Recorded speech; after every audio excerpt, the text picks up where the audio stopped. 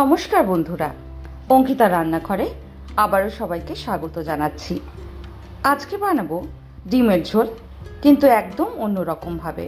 প্রথমে আমি 5টা ডিম নিয়ে নিয়েছি। তার মধ্যে দিয়ে দিচ্ছি লঙ্কা, পেঁয়াজ, তারই সঙ্গে দিয়ে দেব গোলমরিচ গুঁড়ো, আর দিয়ে দিচ্ছি বেসন, আর দিয়ে দেব 1/2 চামচ মতো নুন। সবকিছু এবার খুব ভালো করে কিন্তু ফেটিয়ে নেব।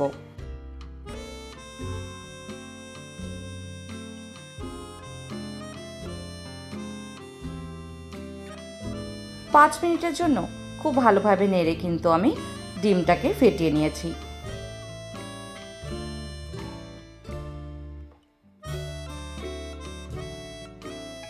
অপরদিকে সাদা তেল গরম করে তার মধ্যে এমনি ছোট হাতা নিয়ে 1 হাতা করে দিতে হবে।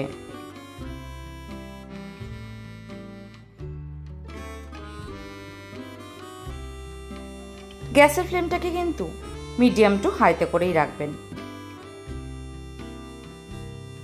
এক পিঠটা যখন পুরোপুরি ফুলে উঠবে তখন উল্টো পিঠ করে দিয়ে অন্য পিঠটাও কিন্তু খুব ভালো করে ভেজে নেব।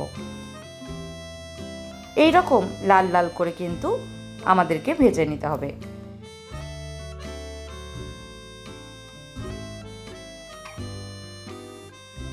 একঘেয়ে ডিমের ঝোল বা ডিমের ডালনা না খেয়ে অবশ্যই একবার এইভাবে ট্রাই করার অনুরোধ রইল। ভালো করে ভাজা হয়ে গেছে, এবার তুলে অন্য একটা পাত্রে আমি নিয়ে নিচ্ছি। আর একটা বানিয়ে আমি দেখিয়ে দিচ্ছি।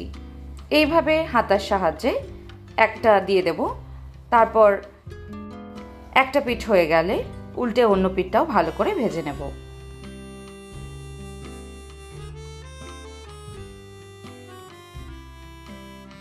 এইভাবে একটা একটা করে কিন্তু পুরো ব্যাটারটাকেই আমরা ভেজে নেব।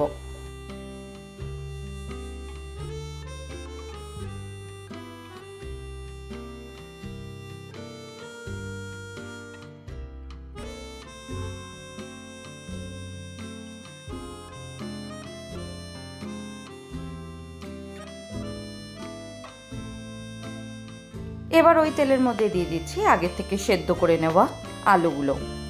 আলুটাকে কিন্তু কোনো রকমের নুন বা হলুদ দিয়ে আমি মাখিয়ে নিইনি। আলুটা সেদ্ধ করার সময় নুন দিয়ে সেদ্ধটা করেছিলাম।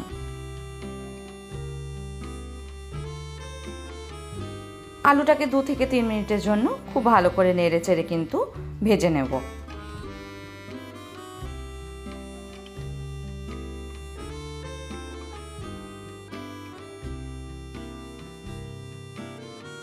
আলুটা যখন রং ধরতে শুরু করবে সেই সময় তুলে অন্য একটা পাত্রে নিয়ে নেব। কড়াইয়ের মধ্যে দিয়ে দিচ্ছি আরও একটুখানি তেল। তেলটা গরম হয়ে গেলে ফোড়নে দিয়ে দিচ্ছি জিরে আর শুকনো লঙ্কা। ফোড়নটাকে খুব ভালো করে নেড়ে ছেড়ে ভেজে নেব। তারপর দিয়ে দেব একটা বড় সাইজের পেঁয়াজ কুচিয়ে নেওয়া। পেঁয়াজটা নরম হয়ে আসা অবধি খুব ভালো করে কিন্তু ভেজে নিতে হবে।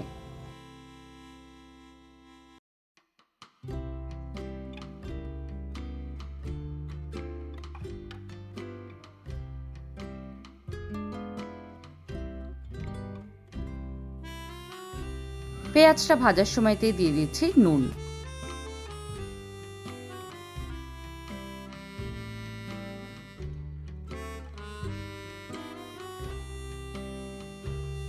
এবার দিয়ে দিচ্ছি একটা মিডিয়াম সাইজের পেঁয়াজ, 7 কোয়া রসুন, আর তার সঙ্গে 4টে কাঁচা লঙ্কা হালকা বেটে নেওয়া।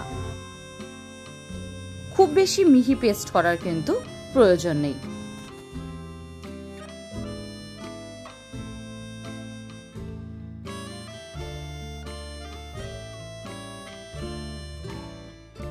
মশলার কাঁচা গন্ধটা চলে গেলে দিয়ে দিচ্ছি কিছু গুঁড়ো মশলা। দিয়ে দেব 1 চামচ হলুদ, 1 চামচ জিরে গুঁড়ো, 1 চামচ লাল লঙ্কার গুঁড়ো, তারই সঙ্গে দিয়ে দেব পরিমাণ মতো নুন।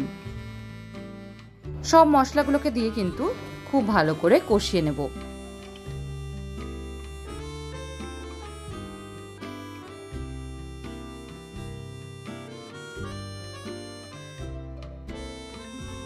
মশলাটা কষে তেল ছাড়তে শুরু করলে দিয়ে দিচ্ছি 2 কাপ পরিমাণে গরম জল। জলের পরিমাণটা কিন্তু একটু বেশি দিতে হবে, কারণ এর মধ্যে আলুও পড়বে, তারই সঙ্গে ডিমগুলোও পড়বে।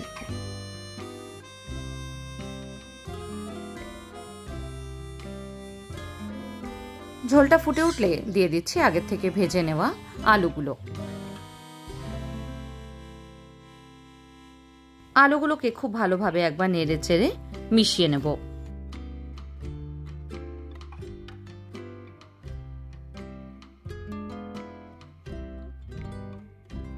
দু মিনিট পর দিয়ে দিচ্ছি ভেজে নেওয়া ডিমগুলো।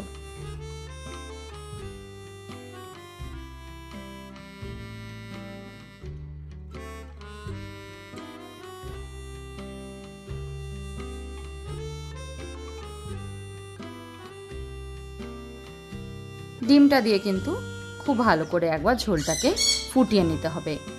5 থেকে 7 মিনিটের জন্য কিন্তু ঝোলটাকে ফোটাবো, যাতে ডিমের মধ্যে ঝোলটা ঢুকে। এইভাবে একবার ডিমের কারি বানিয়ে দেখুন, মনে হবে এই রকম করেই বারবার খাই।